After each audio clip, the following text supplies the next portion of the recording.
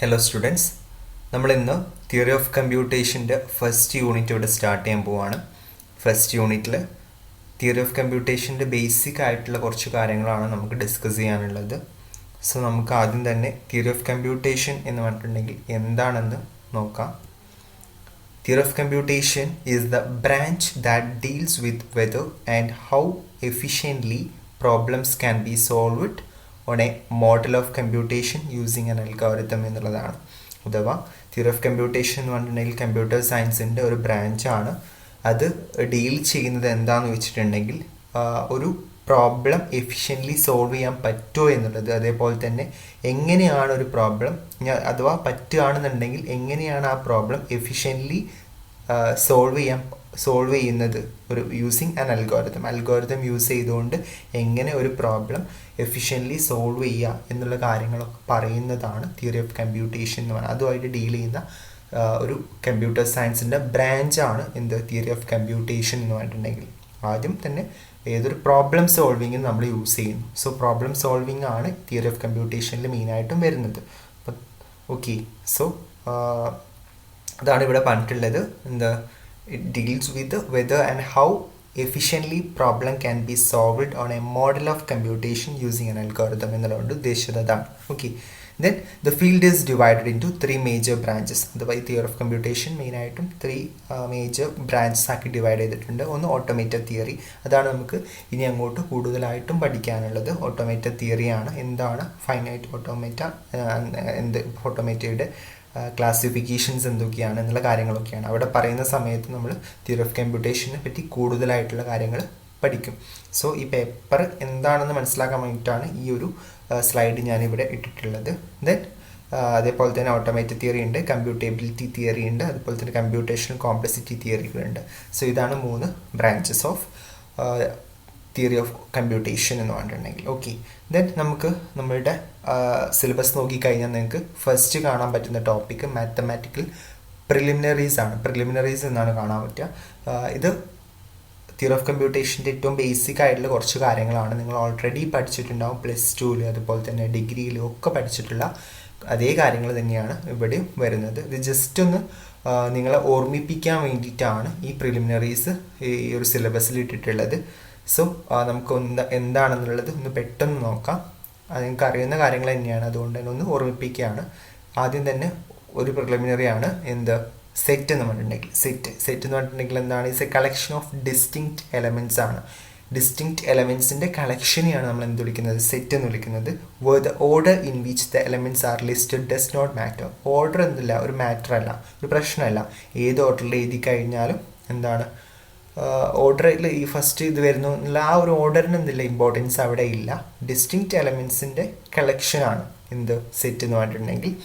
Then the size of set S denoted by എന്താണ്?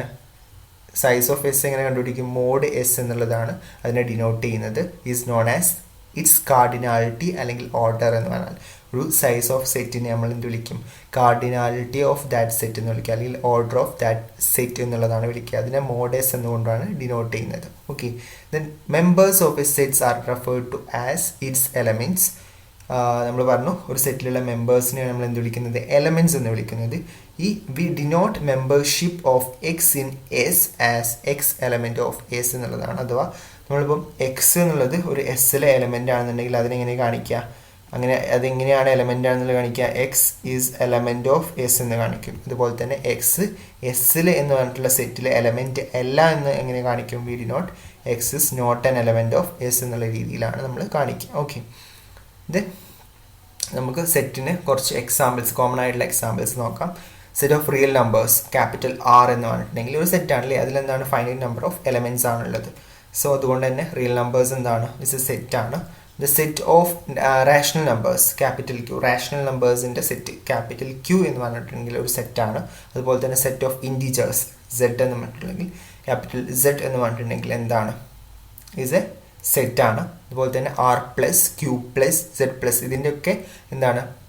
Positive elements മാത്രം വരുന്ന എന്താണ്? Denote the strictly positive elements of the real strictly positive element real, strictly positive element rational, strictly positive element integer respectively എന്നുള്ള രീതിയിലാണ് R plus Q plus Z plus. അതിലൊക്കെ എന്തേ ഉണ്ടാവുള്ളൂ, positive elements മാത്രമേ ഉണ്ടാവുള്ളൂ. ഇപ്പോൾ സെഡ് പ്ലസ് എടുത്തു കഴിഞ്ഞാൽ 1 2 3 എന്നുള്ള രീതിയിൽ ആയിരിക്കും അത് വരുന്നുണ്ടാവും, പോസിറ്റീവ് എലമെൻറ്റ്സ് ആയിരിക്കും അതിൽ വരുന്നുണ്ടാവും. Okay, we denote the set of natural നമ്പേഴ്സിൻ്റെ സെറ്റ് എങ്ങനെ ഇവിടെ ഡിനോട്ട് ചെയ്തിട്ടുള്ള ക്യാപിറ്റൽ എൻ എന്ന് പറഞ്ഞിട്ടുണ്ടെങ്കിൽ 0 1 2 3 എക്സെട്ര എന്നുള്ള രീതിയിലായിരിക്കും വരുന്നുണ്ടാവുക. സോ അങ്ങനെ ഇതൊക്കെ എന്താണ് എക്സാമ്പിൾസ് ഓഫ് എന്താണ് സെറ്റിനുള്ള എക്സാമ്പിൾസ് ആണ്. ഓക്കെ, ജനറൽ ആയിട്ടുള്ള കോമൺ ആയിട്ടുള്ള എക്സാമ്പിൾസ് ആണ്. ഓക്കെ, ദെൻ നമുക്ക് സെറ്റിന് റെപ്രസെൻറ്റേഷൻസ് ആണ്, രണ്ട് രീതിയിലാണ്. A set can be represented by various method വഴി നമ്മൾ സെറ്റിന് റെപ്രസെൻറ്റ് ചെയ്യാറുണ്ട്.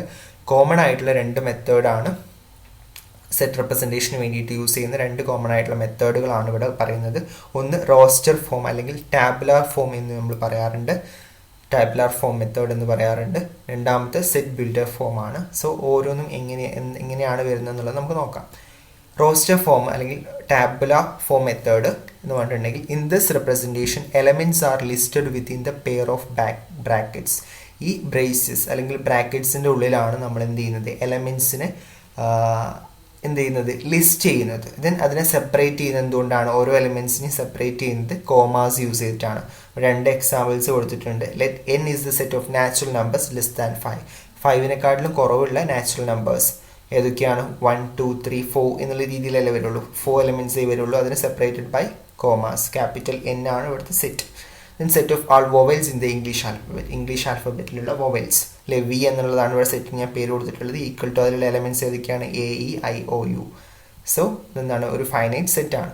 അതുപോലെ തന്നെ രണ്ടാമത്തെ ഫോം എന്ന് പറഞ്ഞിട്ടുണ്ടെങ്കിൽ സെറ്റ് ബിൽഡർ ഫോം ആണ്. അതിലെങ്ങനെയാണ് ഉണ്ടാവുക, set builder form set is described. Roster ഫോമിൽ എങ്ങനെയാണ്, ഏതൊക്കെയാണോ എലമെൻറ്റ്സ് അത് അതുപോലെ തന്നെ സ്പെസിഫൈ ചെയ്തിട്ടുണ്ടാകും കറക്റ്റായിട്ട്. അപ്പോൾ ഇത് 4 എലമെൻറ്റ് ഉണ്ടെങ്കിൽ 4 കോമ ഇട്ടിട്ട് റെപ്രസെൻറ്റ് ചെയ്തിട്ടുണ്ടാകും. പക്ഷേ സെറ്റ് ബിൽഡർ ഫോമിൽ അങ്ങനെയല്ല. Set builder form set is described by a property that its member must satisfy.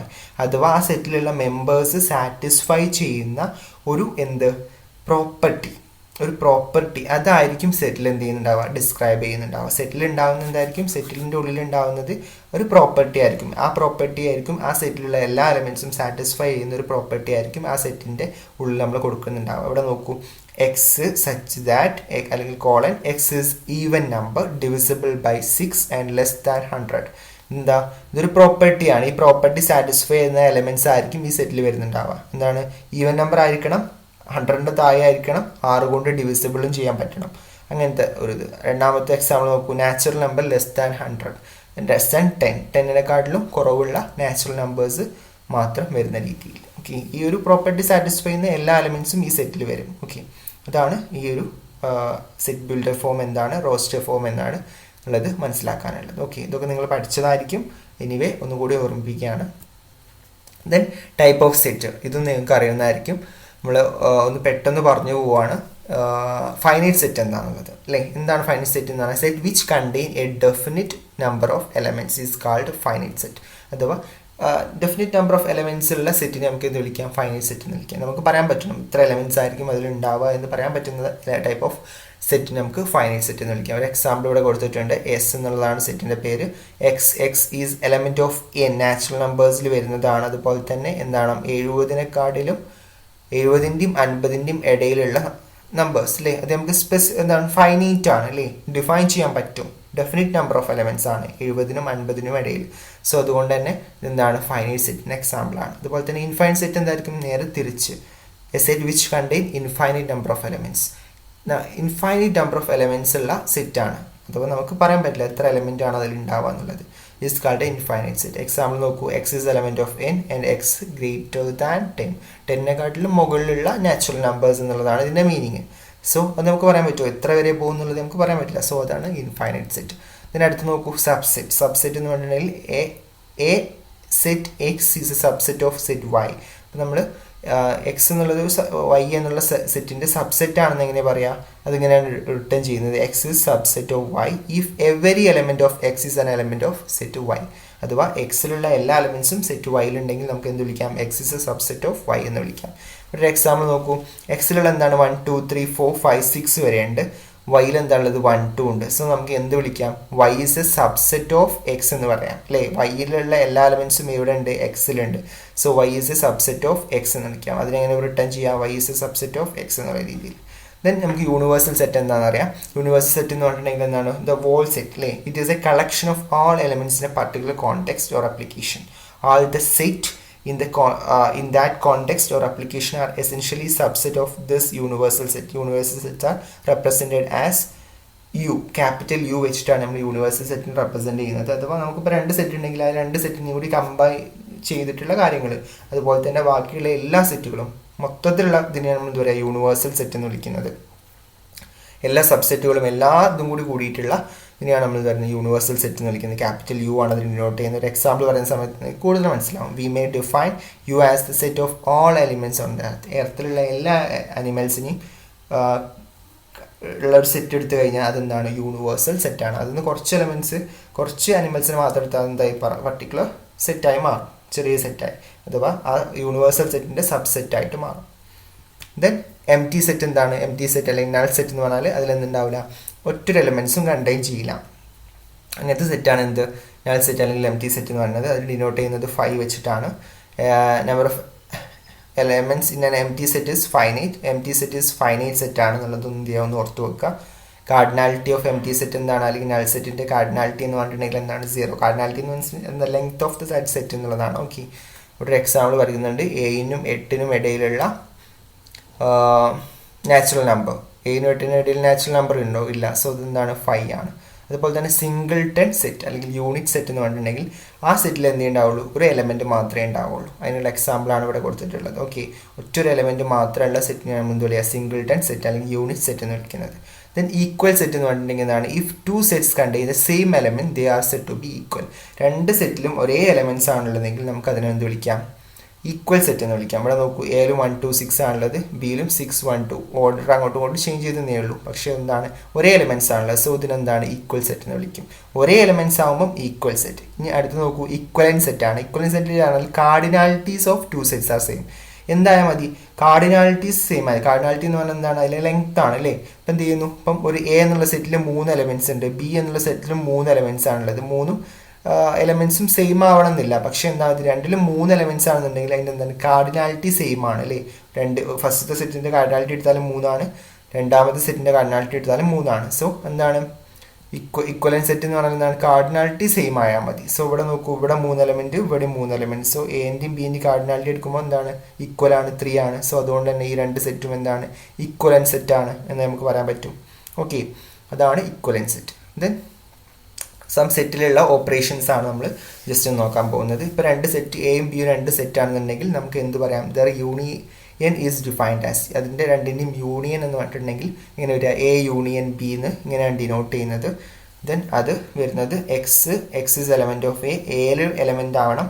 ഒരു എക്സ് എടുത്തു കഴിഞ്ഞാൽ ആ എക്സ് എന്താവണം, എയിലെ എലമെൻ്റ് ആവണം, അല്ലെങ്കിൽ ബിയിലെ എലമെൻ്റ് ആയിരിക്കണം. സോ അതായിരിക്കും എ യൂണിയൻ ബി. ഇപ്പോൾ എ യൂണിയൻ ബിയിൽ ഏതൊക്കെ എലമെൻറ്റ്സ് ഉണ്ടാവും, എയിലുള്ള എലിമെൻറ്റും ഉണ്ടാവും, ബിയിലുള്ള എലമെൻറ്റ്സും ഉണ്ടാവും. എയിലോ അല്ലെങ്കിൽ ബിയിലോ എലമെൻ്റ് ആയാൽ മതി. അങ്ങനത്തെ എലമെൻറ്റ്സ് ഒക്കെ ഇവിടെ ഉണ്ടാവും, എ യൂണിയൻ ബിയിൽ ഉണ്ടാവും.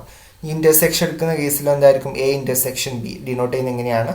സോ ആ എക്സ് ഏതെങ്കിലും ഒരു പർട്ടിക്കുലർ വാല്യൂ എടുത്തു കഴിഞ്ഞാൽ ആ വാല്യൂ ഒന്നെങ്കിൽ എയിലും ആവണം, അതുപോലെ തന്നെ ബിയിലും എലമെൻ്റ് ആയാൽ മാത്രമേ ആ എക്സ് എവിടെ വരുള്ളൂ, എ ഇൻ്റർസെക്ഷൻ ബിയിൽ വരുള്ളൂ. ഓക്കെ, സോ ഇവിടെ ഏതെങ്കിലും ഒന്നിലുണ്ടായാൽ മതിയായിരുന്നു, ഇവിടെ രണ്ടിലും വേണം, എന്നാൽ മാത്രമേ എ ഇൻ്റർസെക്ഷൻ ബിയിൽ വരുള്ളൂ. ദെൻ ഡിഫറൻസ് എങ്ങനെ ഡിനോട്ട് ചെയ്യും,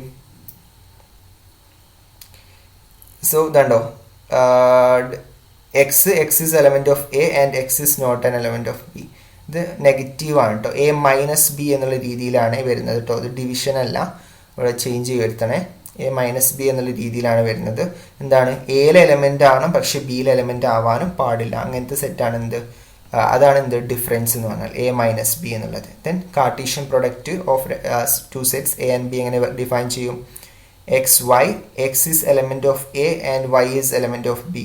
കാർട്ടീഷ്യൻ പ്രോഡക്റ്റ് എങ്ങനെയാണ്, എക്സ് വൈ ഒരു പെയേഴ്സ് ആണ് വരിക. കാർട്ടീഷ്യൻ പ്രോഡക്റ്റ് എടുക്കുന്ന സമയത്ത് ഒരു സെറ്റിൽ കുറേ പെയേഴ്സ് ആണ് വരിക, എക്സിൻ്റെ വൈന് കുറേ പെയേഴ്സ്. അതിൽ ഫസ്റ്റ് എക്സ് എന്താവണം, എയിലുള്ള എലമെൻ്റ് ആവണം, അതുപോലെ തന്നെ വൈ എന്താണ്, ബിയിലുള്ള എലമെൻ്റ് ആണ്. സോ നമുക്ക് എക്സ് വൈ എന്നുള്ള കുറേ പെയേഴ്സിനെ നമുക്ക് എന്ത് വിളിക്കാം, Cartesian product of A and B എന്ന് വിളിക്കാം. Okay, then complement of A. Complement of A എന്താണ്, എ ഇങ്ങനെയാണ് ഡിനോട്ട് ചെയ്യുന്നത്. ദെൻ എക്സ് എന്താണ്, is not an element of A, അഥവാ എയിലില്ലാത്ത എക്സിൻ്റെ വാല്യൂസ് അതായിരിക്കും എന്ത് വരിക, എവിടെ വരിക, എ കോംപ്ലിമെൻറ്റിൽ വരുന്നുണ്ടാവാം. ഓക്കെ, സോ ഇത്രയാണ് ഓപ്പറേഷൻസ് ഓഫ് സെറ്റ്സിൽ വരുന്നത്.